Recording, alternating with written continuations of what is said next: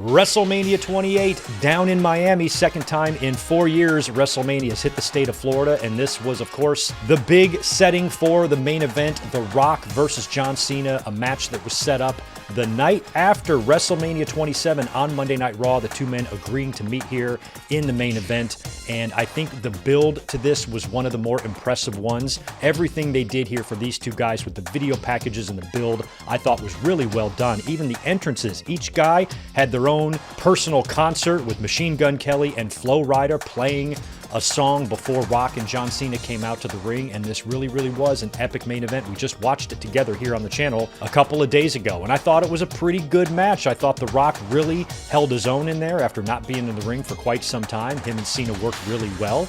And of course, at the end, John Cena getting a little too cocky, trying to go for the people's elbow.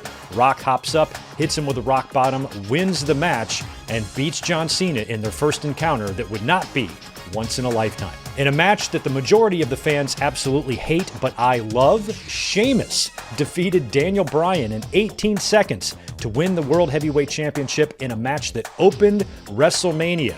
And of course, this was Daniel Bryan being distracted, turning around to plant a big smooch on the gorgeous AJ Lee. He turns around, eats a brogue kick, and Sheamus winning the World Heavyweight Championship that quick. And it was because of this match that Daniel Bryan really started receiving the support from the audience that he got. And 2 years later, he would be main eventing and winning that championship at WrestleMania 30. At this point, CM Punk was now the WWE champion. Here he takes the championship into WrestleMania to defend against Chris Jericho. The two had a pretty heated feud as Jericho was bringing up a lot of Punk's family history, and I don't really feel like this heat really landed the way it wanted to, but the match was pretty good, really hard-hitting, and CM Punk tapping out Chris Jericho in the Anaconda Vice to retain the title. I really enjoyed the end of an era Hell in a Cell match between Triple H and The Undertaker with Shawn Michaels as the special guest referee. To me, this really felt like a triple threat match